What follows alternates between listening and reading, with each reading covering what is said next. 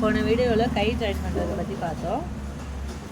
இப்போ வந்து பட்டி ஐ தைக்கிறதெல்லாம் பார்க்கலாம். அதுக்கு முன்னாடி ஃபுல் ஜாயிண்ட் எப்படி பண்ணுறதுன்னு பார்த்துக்கோங்க. இந்த அளவு பார்த்துன்னு பின்பக்கம் அடிச்சிருப்போம் இல்லைங்களா, இதுதான் உயரம். அதுக்கு தகுந்த மாதிரி நம்ம வெட்டி மடித்து தைச்சிடும் பர்ஃபெக்டாக.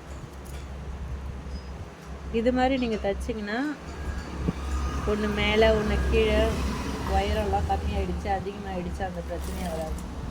அதனால் இது எல்லாத்தையும் ஜாயின் பண்ணிட்டு கடைசியாக தான் வந்து முன்பக்க பட்டியெல்லாம் தைச்சி விடுவோம். இப்போ இந்த அளவு தைச்சிருக்கோம் இல்லைங்களா, இதே அளவில் தைக்கணும்னா ஃபஸ்ட்டு தைச்சிருக்கதை பார்த்து இந்த அளவு தான், இந்த அளவு அரைக்காது கொடுக்கணும்.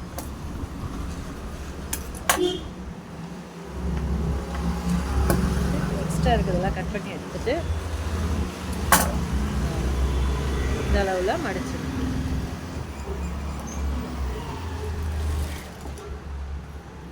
அதே மாதிரி கையோட அளவு வச்சு உயரம் பார்த்து முதுகு பக்கம் உயரம் எவ்வளோ இருக்குதோ அதே அளவு ஃப்ரண்ட் பக்கம் உயரம் எடுத்து அழகாக அந்த அளவுக்கு மடித்து தைச்சிடணும்.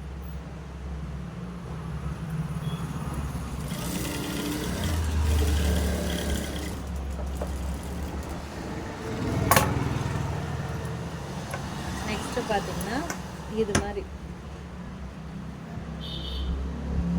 கெட்ட பக்கம் வரும் பார்த்தீங்களா, இப்படி நம்ம போட்டோன்னா இதுதான் எல்லாருமே தப்பு பண்ணுவீங்க. நான் சொல்கிற மாதிரி தைச்சிங்கன்னா உங்களுக்கு ஈஸியாக இருக்கும், பிரிக்கிற வேலை வராது உங்களுக்கு. கரெக்டாக தைச்சிடுங்க. குக்கி பக்கம் எது ஐ பக்கம் எதுன்றது உங்களுக்கு டென்ஷனே ஆகாமல் நீங்கள் வந்து கண்டுபிடிச்சிடலாம். இப்படி ப்ளவுஸ் போட்டோன்னா இது கெட்ட பக்கம் மாதிரி வந்ததுன்னா அது வந்து ஐ வைக்கிறதுன்னு அர்த்தம்.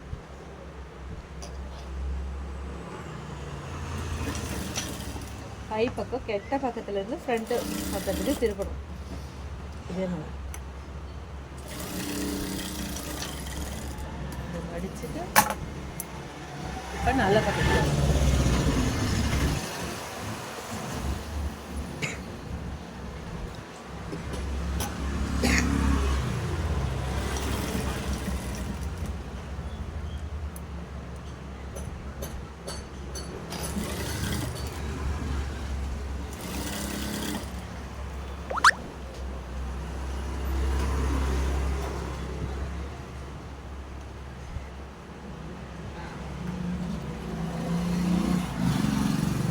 வீடியோவை ஸ்கிப் பண்ணாமல் பார்த்தீங்கன்னா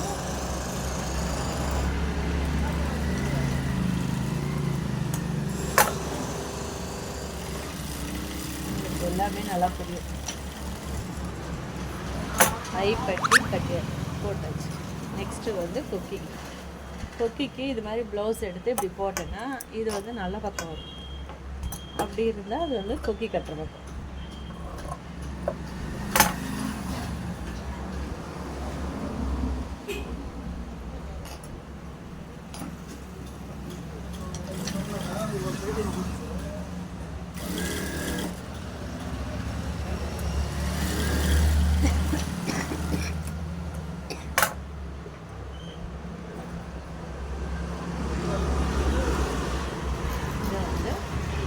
நல்ல பக்கத்துலேருந்து கெட்ட பக்கத்துக்கு இப்படி முடிச்சு சின்னதாக இருக்கும். குக்கிங் துணி வந்து சின்னதாக கட் பண்ணி வச்சுருக்கோம், அதுதான் இதில் வைக்கலாம்.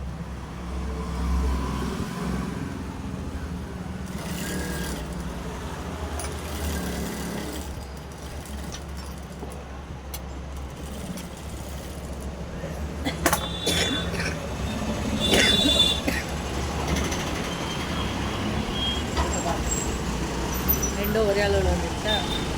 இது மாதிரி நீங்கள் தைச்சிங்கன்னா கொக்கி பட்டி ஐ பட்டி வந்து டவுட் இல்லாமல் தைக்கலாம்.